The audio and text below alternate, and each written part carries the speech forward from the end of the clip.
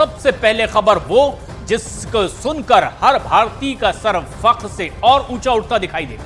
चांद से बस चंद कदम की दूरी रह गई है और आने वाला एक एक दिन, एक एक घंटा भारत के लिए अहम होने जा रहा है। और वो इसीलिए क्योंकि अगले 4 दिनों के भीतर भारत वो इतिहास रचेगा जो पहली बार होने जा रहा है। ये पहली बार होगा जब कोई मून मिशन चांद के दक्षिणी ध्रुव पर लैंड करेगा। कैसे होगा ये मुमकिन, आपको हम अपनी इस खास रिपोर्ट में दिखाते हैं।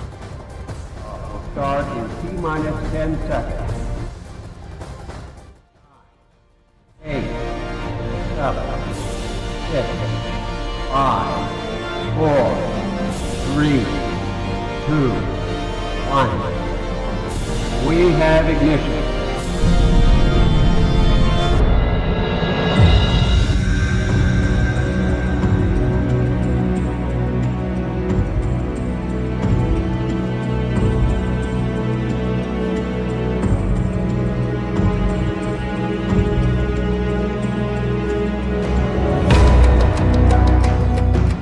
अद्भुत,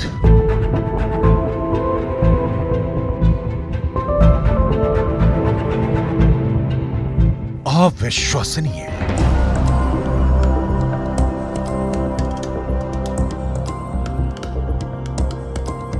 अकल्पनीय।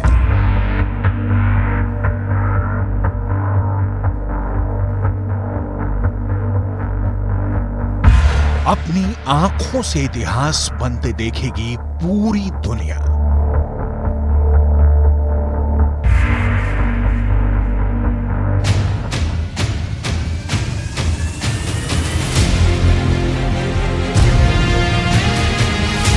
चांद के जिस हिस्से पर कोई नहीं पहुंच पाया, वहां अब भारत पहुंचेगा।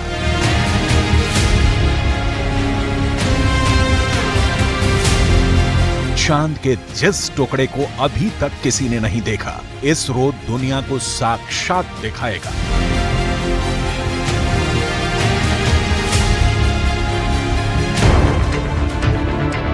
यह मुमकिन होगा चंद्रयान 3 के चांद के दक्षिणी ध्रुव पर सॉफ्ट लैंडिंग से।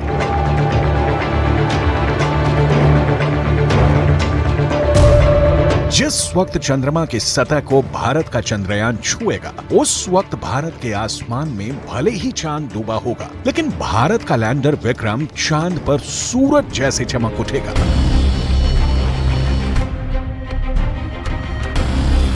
इसरो के मिशन कंट्रोल रूम में तालियों की गड़गड़ाहट के बीच चंद्रयान 3 का लैंडर विक्रम चांद के दक्षिणी ध्रुव पर उतरेगा। इसरो के मुताबिक चंद्रयान 3 के 3 अहम मकसद हैं। पहला, विक्रम लैंडर की चांद के दक्षिणी सतह पर सुरक्षित और सॉफ्ट लैंडिंग। दूसरा, प्रज्ञान रोवर को चांद की सतह पर चलाकर दिखाना। तीसरा, वैज्ञानिक परीक्षण करना।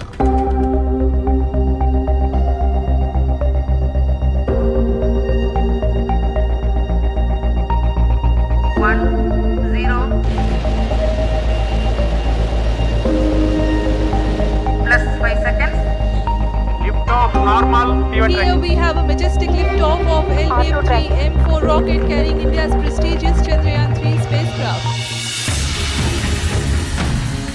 धरती से 3,84,000 किलोमीटर की दूरी तय करके चंद्रयान 3 का लैंडर विक्रम चांद के उस दक्षिणी ध्रुव पर पहुंचेगा जो रहस्यों से भरा है।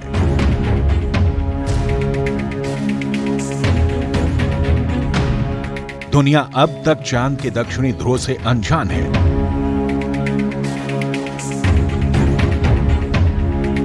नासा का दावा है कि चांद के दक्षिणी ध्रुव पर बर्फ ही बर्फ है। वहां कई तरह के प्राकृतिक संसाधन भी हो सकते हैं, मगर दुनिया अब तक उसकी हकीकत से वाकिफ नहीं है। लेकिन अब विक्रम लैंडर के साथ गया प्रज्ञान रोवर इसे मुमकिन कर देगा। प्रज्ञान रोवर और विक्रम लैंडर 14 दिन तक चांद के दक्षिणी ध्रुव के हर रहस्य से पर्दा उठाएंगे।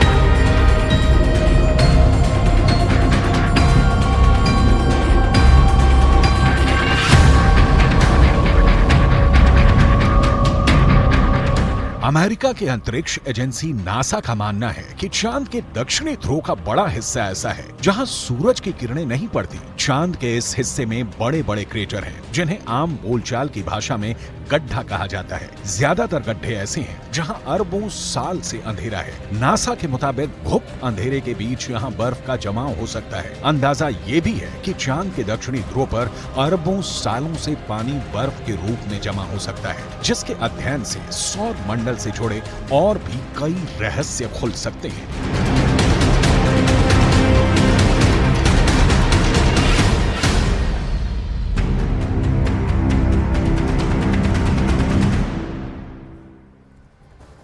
शुक्रवार को चंद्रयान 3 चांद के बेहद करीब पहुंच गया और कल डी बूस्टिंग यानी कि इस यान की गति को धीमी करने की प्रक्रिया एक बार फिर होगी। और इसके बाद 23 अगस्त को चंद्रयान का लैंडर चांद पर लैंड कर सकता है और चंद्रयान 3 उस मिशन में लग जाएगा जिस पर पूरी दुनिया की नजरें टिकी हैं। और इस पूरी प्रक्रिया में आखिर होगा क्या, हमारी इस खास रिपोर्ट के जरिए देखिए और समझिए।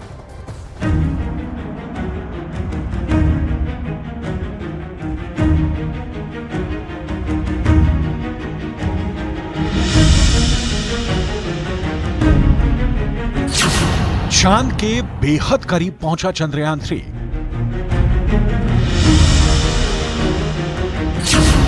चंद्रयान 3 के लिए अगले कुछ घंटे बेहद अहम।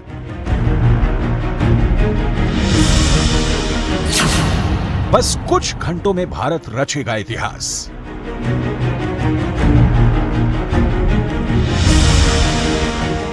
इसरो ने शुक्रवार को चंद्रयान 3 के लैंडर को चंद्रमा के बेहद करीब भेज दिया। 18 अगस्त को डी बूस्टिंग प्रक्रिया पूरी कर ली गई। डी बूस्टिंग का मतलब होता है स्पेसक्राफ्ट की गति को कम करना। अब चंद्रयान 3 की दूरी चंद्रमा से महज 113 किलोमीटर रह गई है। अब 20 अगस्त को 2 बजे फिर से लैंडर मॉड्यूल की डी बूस्टिंग होगी, जिसके बाद चंद्रयान की चंद्रमा से दूरी महज 30 किलोमीटर रह जाएगी। चंद्रयान में डी बूस्टिंग यानी चंद्रयान की गति को कम करने की प्रक्रिया लैंडर के 4 पैरों के पास लगे 800 न्यूटन ताकत पैदा करने वाले थ्रस्टर की बदौलत होगी। 2 थ्रस्टर 2 चरण में काम करेंगे।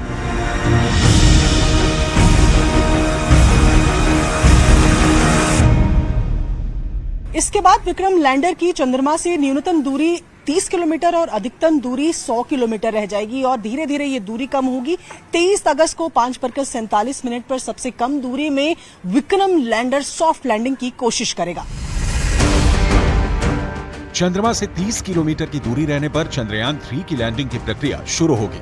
लैंडिंग के दौरान लैंडर की रफ्तार 1680 मीटर प्रति सेकंड से 2 मीटर प्रति सेकंड पर लानी है। अभी अगर उसकी अनुमानित करें तो लगभग 10 किलोमीटर पर सेकंड की रफ्तार से है, जिसको सॉफ्ट लैंडिंग के दौरान रिड्यूस करके 1.68 किलोमीटर प्रति सेकंड की रफ्तार से कम कर दिया जाएगा और तभी एक सॉफ्ट लैंडिंग हो पाएगी।